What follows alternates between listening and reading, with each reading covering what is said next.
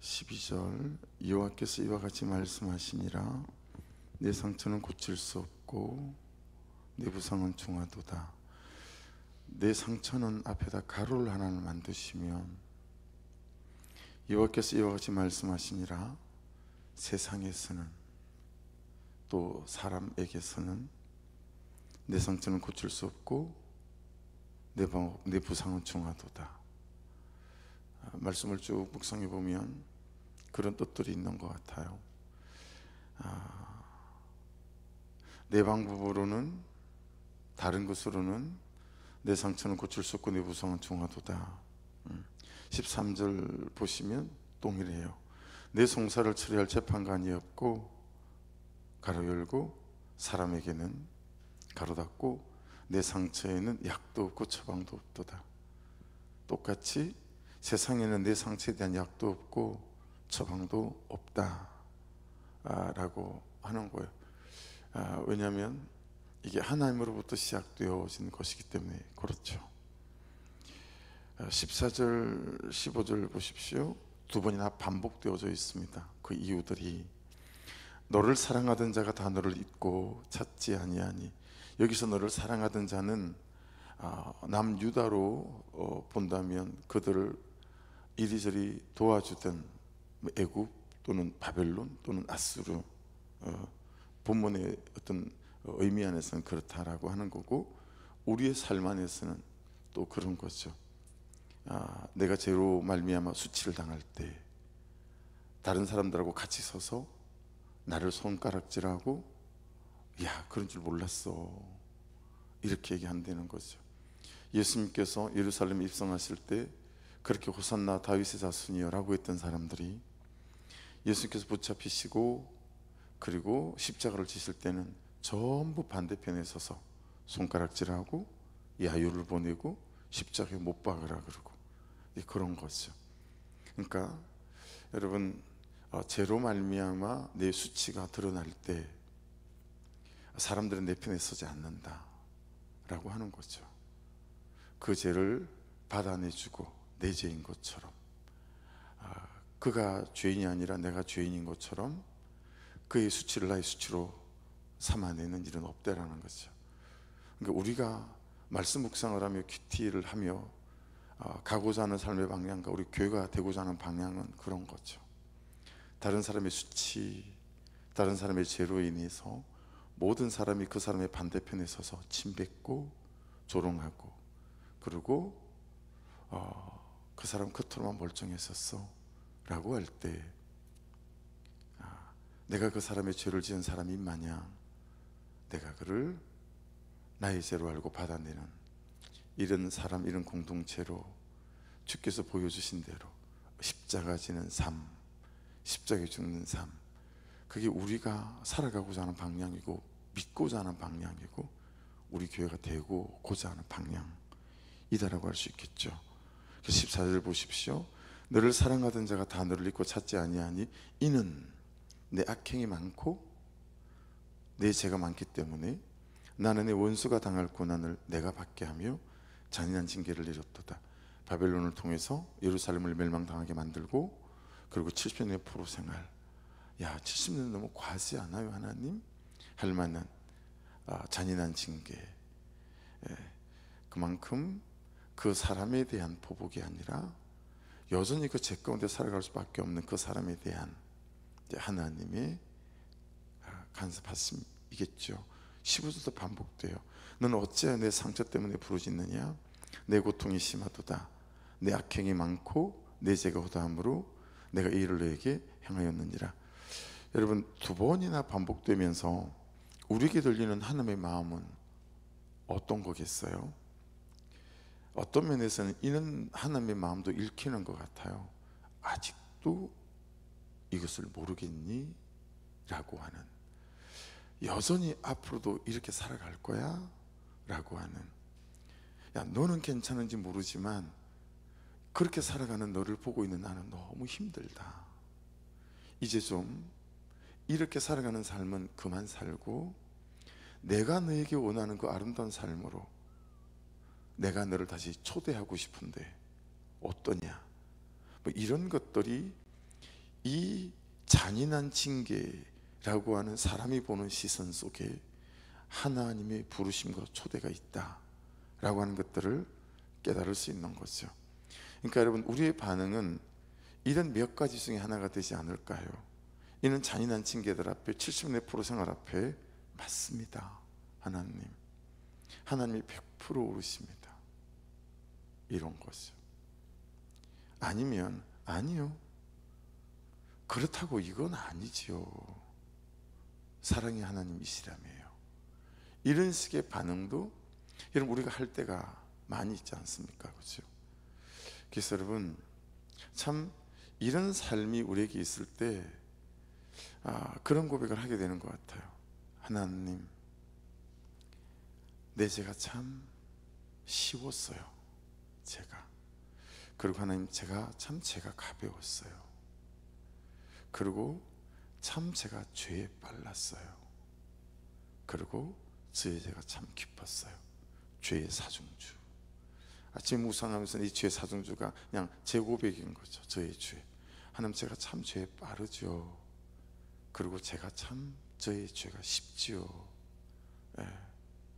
제가 너무 죄가 쉽고 가볍고 빠르고 또 이렇게 살아온 저의 죄가 너무 깊은 거예요. 그래서 우리의 삶에는 이 삶을 돌이키기 원하는 하나님의 뛰어들어오심과 개입하심, 내가 보기에는 잔인한 징계같이 보이나 이만한 처방이 아니면 돌아서지 않을 것 같은 하나님의 자녀에 대한 하나님 그분의 뼈아픈 그런 징계인 거죠. 그래서 여러분, 말씀을 잘 보세요. 너는 어찌하여 상처 때문에만 부르짖느냐라는 거예요. 너무 아파요, 너무 힘들어요, 죽을 것 같아요, 하나님 살려주세요. 이런 기도만 한다는 거죠. 뭘 해야 되죠? 내 악행이 많고 내 죄가 허다함으로 내가 이를 내게 행하였느니라. 맞아요, 하나님, 제가 참 죄에 빨랐죠. 제가 참 죄가 쉬웠죠. 제가 참 죄가 가벼웠었죠. 그리고 참 이 죄가 깊었죠. 그렇죠? 그러니까 아파요, 그거 이해하시겠다는 거예요. 내 고통이 심하도다 그러시잖아요. 그래서 아파요, 힘들어요, 죽을 것 같아요, 살려주세요. 충분히 하나님께서 이해하신다는 거예요. 근데 네가 정말 해야 될 부르짖음은 뭐예요? 내 악행이 많고 내 죄가 허다하다. 그러니 너는 죄를 가지고 이 부르짖는 부르짖음이 있어야 한다. 그죠? 내가 이 일을 너에게 행하였느니라. 이것도 여러분 참 은혜가 되지 않습니까? 그러니까 하나님이 하셨다는 거예요. 어떤 사람이 한 게 아니라, 그러니까 하나님의 용서와 은혜를 부르짖어야 된다 라고 하는 거죠. 16절 보십시오. 그러므로 너를 먹는 모든 자는 잡아먹힐 것이며. 어서 반전이 있잖아요, 그렇죠? 지금까지 나에 대한 죄의 징계 같아 보였는데 나의 죄를 징계했던 하나님의 몽둥이로 쓰였던 지금 바벨론에 대해서 내 모든 대적은 사로잡혀 갈 것이고 너에게서 탈취해 간 자는 탈취를 당할 것이며 너에게서 노략질한 모든 자는 노략물이 되리라. 17절 여호와의 말씀이니라. 그들이 쫓겨난 자라 하며 시온을 찾는 자가 없은즉 내가 너의 상처로부터 새살이 돋아나게 하여 너를 고쳐주리라. 그러니까 여러분, 하나님의 의중과 의도가 어디에 있는지 이제 말씀에서 서서히 그 마음 깊은 곳에서 나를 향하신 그 잔인한 징계처럼 보였던 그 일들이 하나님에게서는 나를 향하시는, 그래서 여러분 죄의 사중주 다음에 찾아오는 게 있는 것 같아요. 처음엔 회개가 잘 안 돼요. 너무 심한 거 아니에요? 그래도 하나님 이렇게까지는 아니지 않아요? 이건 저보고 죽으란 얘기랑 똑같아요. 그러다가 참 말씀에 붙어가면, 말씀에 붙어가지 않으면 그렇게 되지 않는 것 같아요. 근데 말씀이 자꾸 내게 말씀하시니까 말씀을 통해서 그때 제 사정주가 나오는 것 같아요.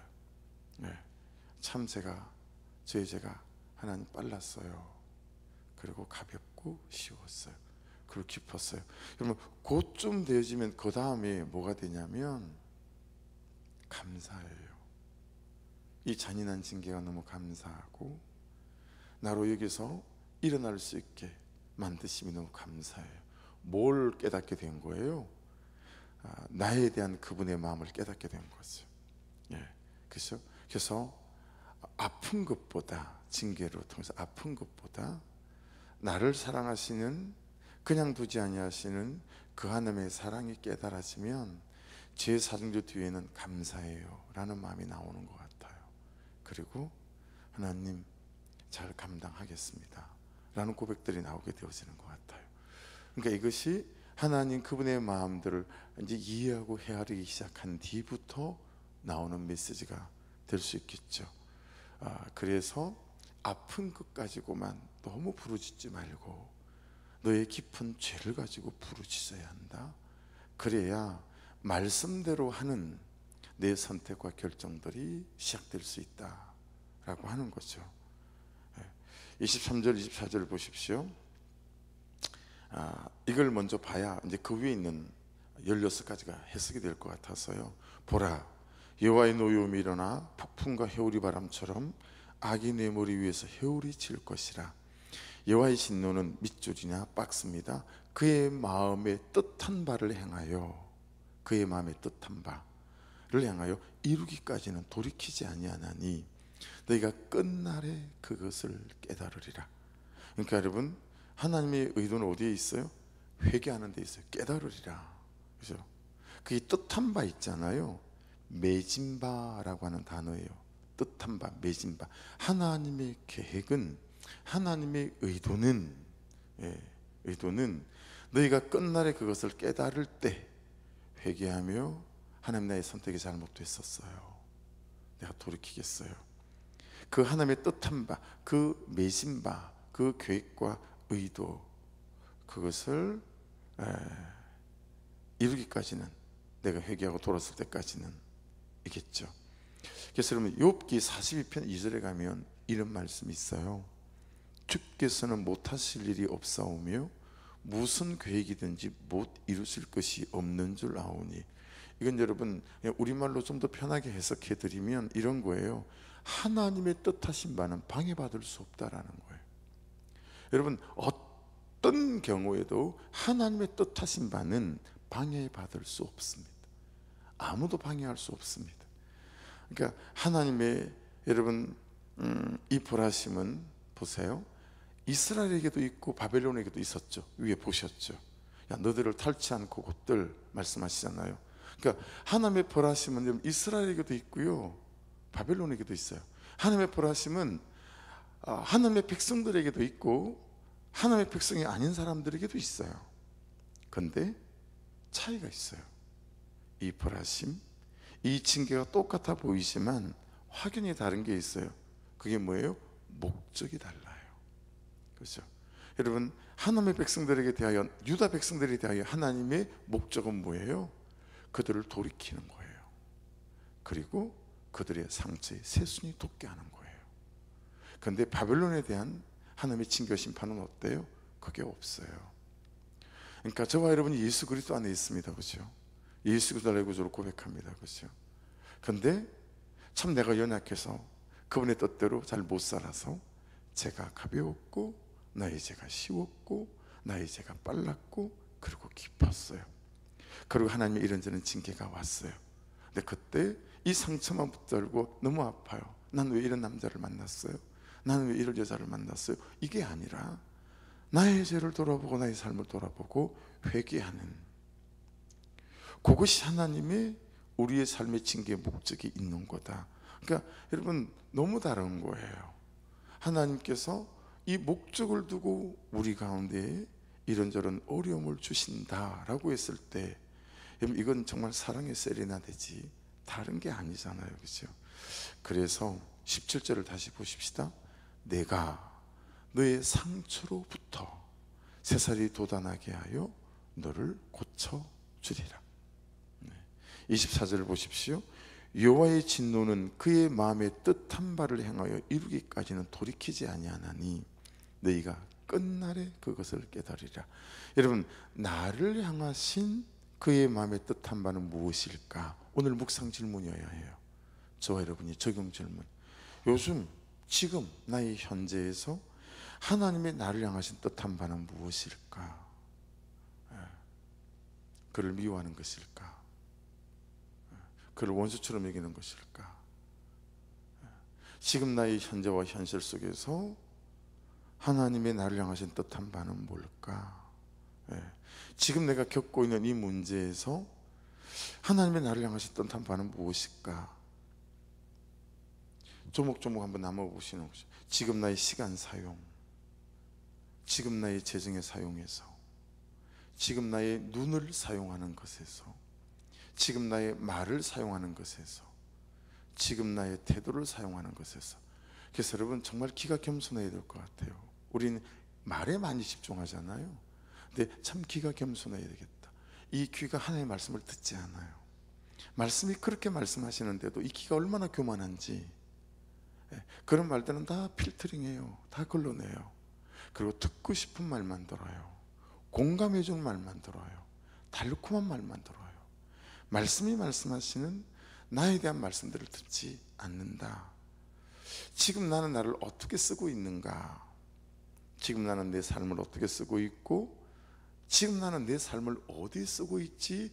여러분 오늘 말씀에서는 이게 훨씬 더 무게 있어 보여요.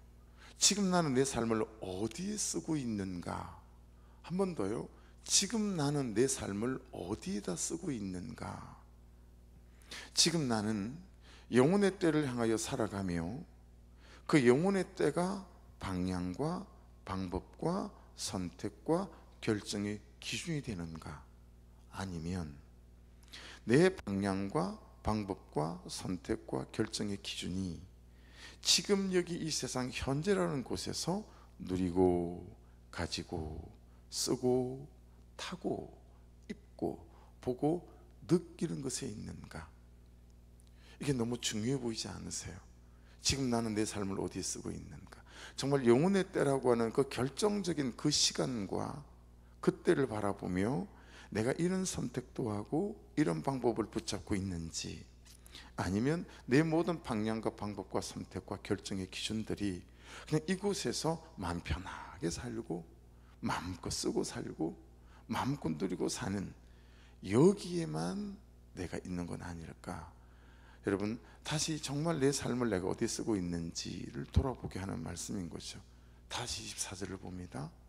오늘 키벌스 핵심 구절인 것 같아서요. 여호와의 진노는 그의 마음의 뜻한 바를 향하여 이루기까지는 돌이키지 아니하나니 단지 죄 때문만은 아니라는 거예요. 내 심장을 펄떡펄떡 뛰게 하실 때 나에게만 품으신 하나님의 독특한 마음이 있다는 거예요. 근데 나에게만 품으신 독특한 그 하나님의 마음, 그거와는 아무 상관없이 그냥 나는 내 계획과 내 뜻을 붙잡고 그냥 그렇게 나를 입히기 위해서 벌고 나를 먹이기 위해서 벌고 이러는 거예요. 그러니까 여러분 나와 같은 고민을 해주는 사람이 있을 때 참 감사하지 않나요? 나와 같은 고민을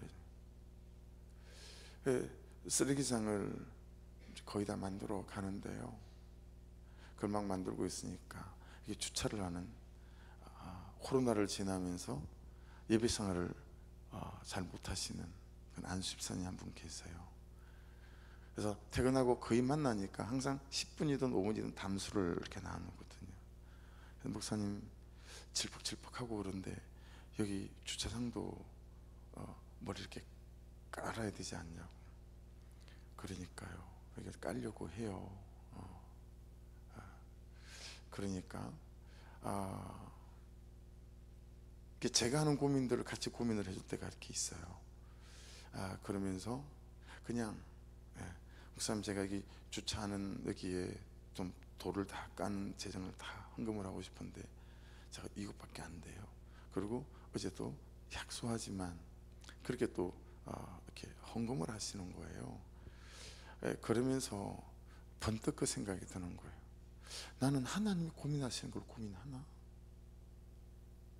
맨날 나는 내 고민만 가지고 뭐 하세요? 내가 이런 고민이 있어요.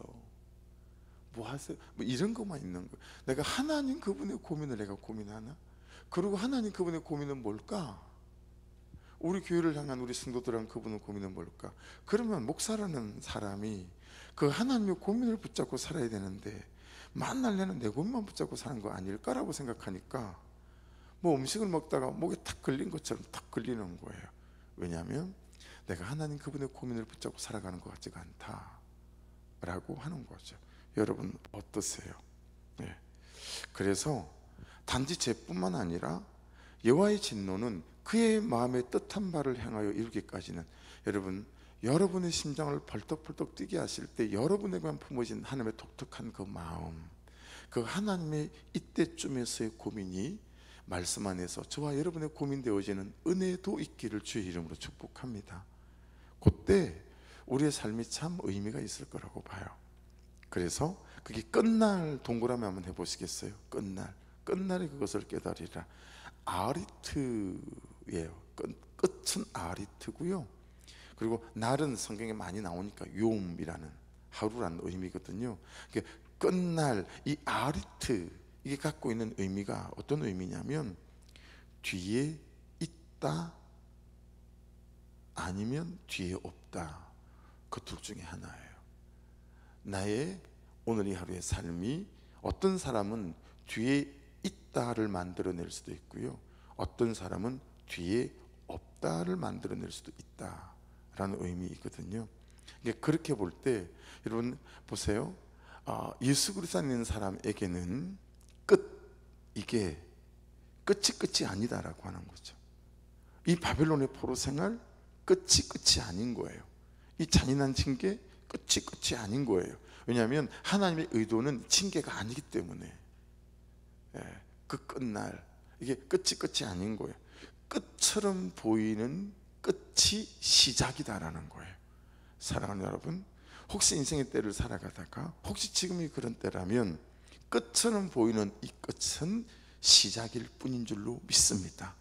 왜냐하면 나를 향하신 하나님의 그분의 놀라운 계획이 우리 뒤에 예수 그리스도 안에서 있기 때문에 그렇습니다. 누구 안에서요? 하나님 안에서.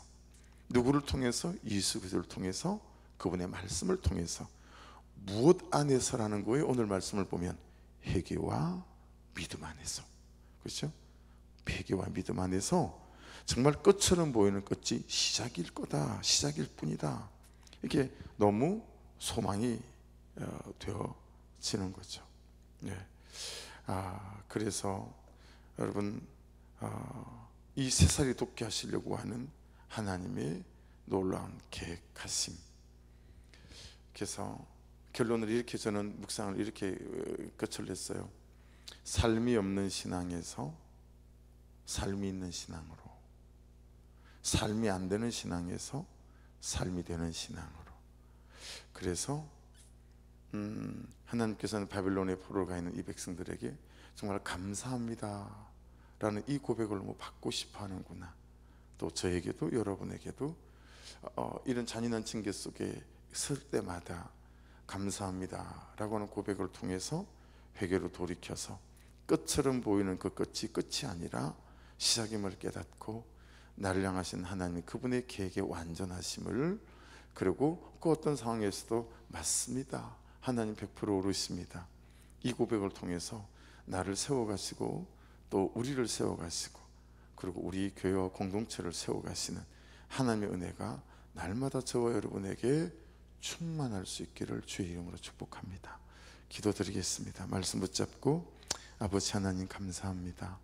오늘도 나의 현재가 너무 힘이 들고 고난스러워서 참 이보다 더 힘들 수는 없을 거야 끝처럼 생각했는데, 끝처럼 보이는 이 끝이 시작임을 또 말씀 안에서 깨닫게 하셨으니 이 회개와 믿음 안에서 아버지 주를 바라보는 은혜가 시작될 수 있도록 인도해 주십시오. 아버지 하나님, 나의 모든 선택과 방법과 기준들, 이것들이 지금 여기에만 집중하지 아니하고 내 영혼의 때를 향하여 살아가는 아버지 그런 방법과 선택과 결정의 역사들이 있도록 또한 간섭해 주시옵소서. 또 그렇게 기도하며 이 시간 주여 한번 부르고 기도하시고, 여러분 앞에 우리의 자녀들, 다음 세대들이 있잖아요. 그래서 다 못하시더라도 잘라서 하시더라도 아니면 이름 불러가며 이름 다 한번 부르시고 그렇게 주님 도와주십시오. 예수 그리스도의 심장이 있는 자녀들 되게 도와주십시오. 정말 말씀 앞에 서는 우리의 자녀들이 되게 도와주십시오. 또 그렇게 기도 중보해 주시면 감사하겠어요. 우리 주여 한번 부르고 같이 기도하십시다. 주여